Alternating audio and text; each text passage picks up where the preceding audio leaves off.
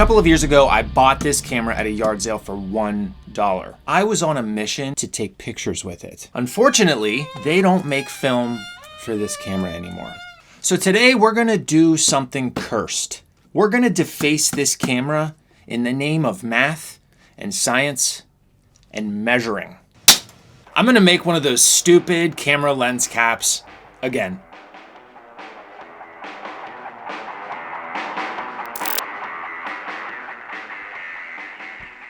Okay, so before we get carried away with power tools, let's talk a little bit about this camera.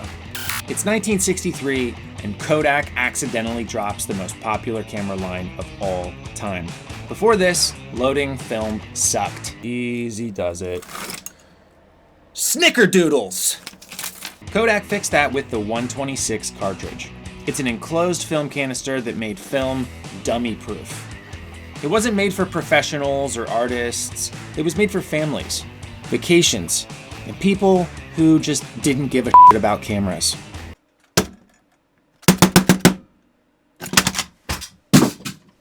Okay, so first we need to disassemble this camera and see what we're working with. Now, my little intro clip did some disassembly for me. And my wife actually helped me record that clip. Last night, we came to the conclusion that she might actually be better with a camera than me. Action.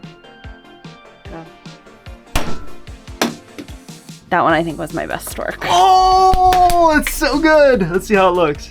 Look at that beautifully flowing camera movement. This is not the right screwdriver.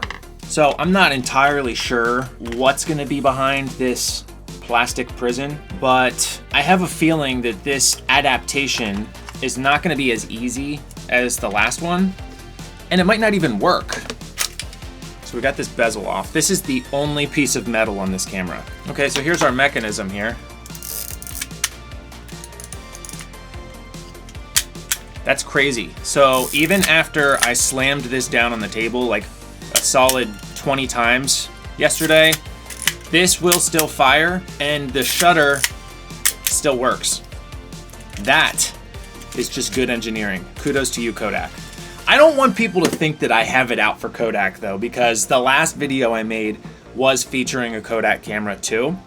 That camera genuinely didn't work.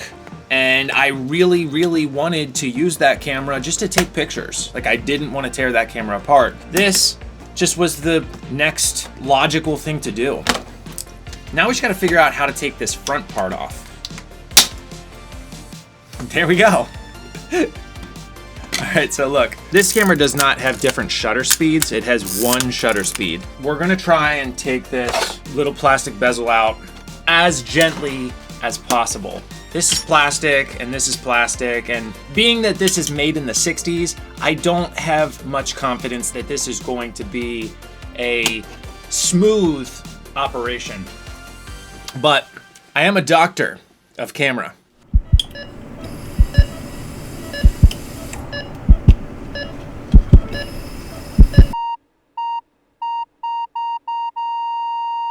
Yeah, so they like press fit this in here. And then they took like a soldering iron and just welded the plastic over the other plastic. Okay, there we go. We have the optic. Look at the difference between these two optics.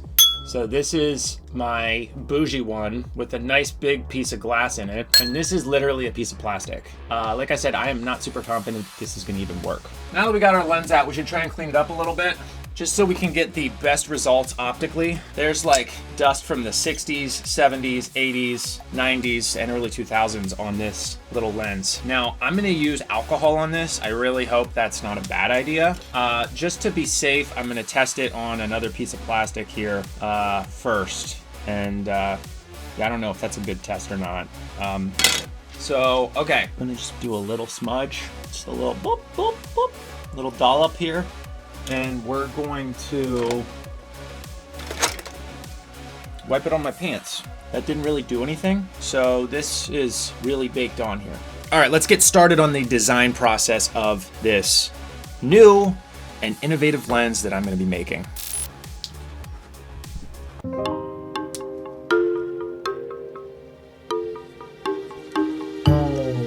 Now, first we have to design the mount. Typically what I would do, here's where your camera sensor is, design the mount, design a little cap here, and then design a set extrusion for the lens to sit on. Now, in the past, what this means is I would have to print out a new iteration every time I wanted to try and figure out where infinity was on the lens. Going forward, what I'm going to do is I'm going to not print this extrusion part, and I'm going to print this little recess here. So we're going to get rid of that. So we have this little recess here, and this is going to be like my own proprietary camera mount. So then from there, I can print out extrusions that are different sizes. And then I can just plug and play them in there so that I can get closer to infinity for this specific lens. Because when I printed this lens in the past, as you can see, this lens has some movement. And if you didn't watch this video, I highly encourage you to check it out. I got really good results from it. You can see that, I think, in that corner of the YouTube video. So this is great. This new lens is really tiny, plastic. So it's gonna look like hot ass, but we're gonna do it anyways. Oh crap, I dropped it.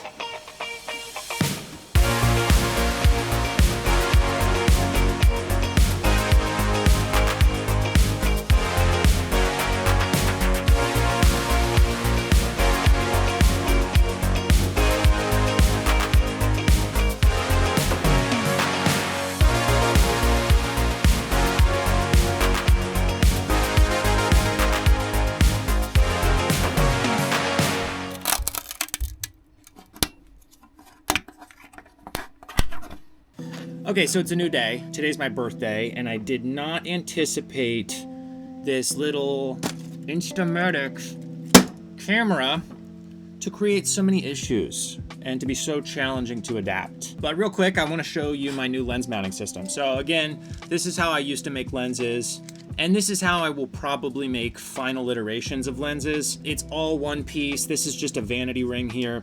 And then this is my new system. You just take your collar and you stick it in there like that. Then you put your lens in the top there. Now, I've already tried these and none of these work. I did not get the flange distance correct. You have to have that little optic spaced off the sensor a certain way. So this is just 3 shots in the dark for that. I think this is 20 millimeters, 10, and 5 millimeters off of my mount. None of these worked, but I think this is cool. I think this saves me from having to reprint this bigger piece, and I can print one of these little spacers in less than 10 minutes depending on how big it is. So that didn't work, but I will show you some examples of what those shots looked like if you really want to see. We're gonna try and improve on it though.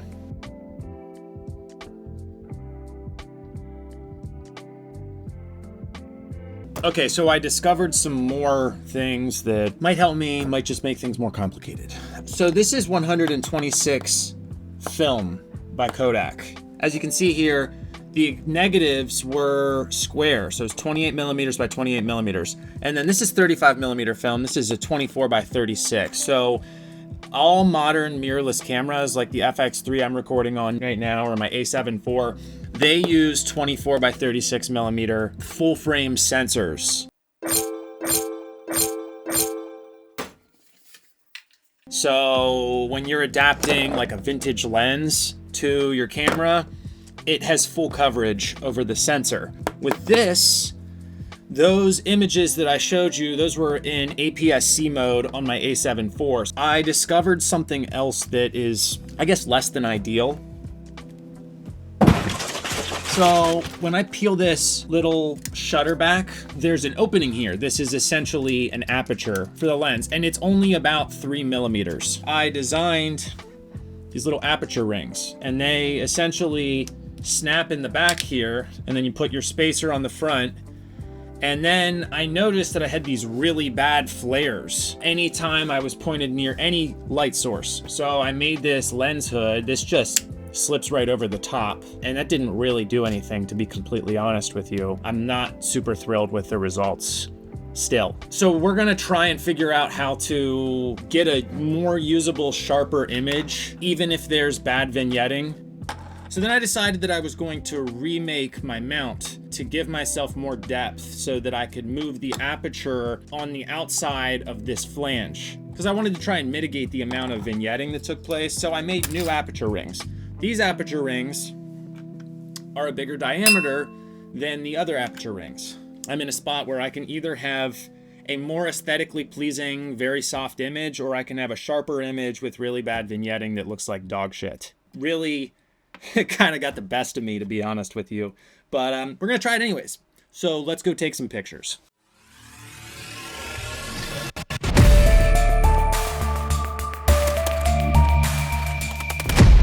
It's really cold out today though, and I don't really want to be out here for very long.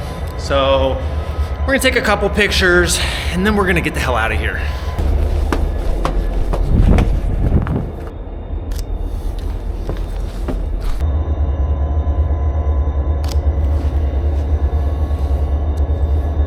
That's kind of cool, actually. As I've been mentioning, I was really worried that the pictures that I took were going to just look like garbage, because we are dealing with a plastic lens from the 60s. But I was pleasantly surprised. I will say this. If you are ever planning on adapting your own camera lenses in a similar fashion to what I do, take some pictures as you're working on your prototype and throw them into Lightroom or whatever your editing software is and kind of mess with the sliders a little bit, because I was able to bring a lot of contrast back in these pictures using Lightroom and Dehancer. So I want to present them to you now and let you check them out for yourself. So here's some photos from when I first got there. The raw photos were so hard to get contrast with straight out of camera, but with some aggressive editing, I actually think these look a lot like the original Instamatic photos I saw online from the 60s. I used a Portra 400 preset with Dehancer for all of these photos. I feel like the added grain and color shift of their preset right out of the program really made these photos shine. Here's a few close-up photos. The lens does a really poor job of showing depth. I mean, it's a piece of plastic, so that kind of tracks. So I focused on trying to use my foreground to give my viewer a sense of depth. The lens naturally creates a lot of bloom and halation, which I think is probably due to the 60-year-old scratched plastic optic, but I actually love some of these photos. And lastly, this is my favorite. Which one is yours?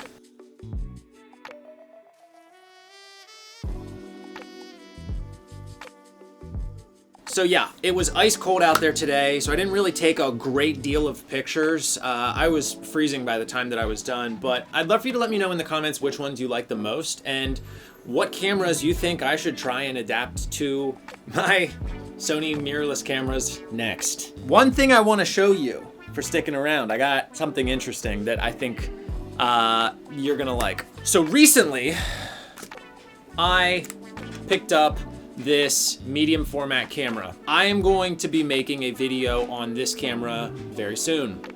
So this is the Voigtlander Bessa 6.6, and to my younger viewers, yes, I know what comes after 6.6. It's 6.7, and if I keep saying it, maybe you'll stop.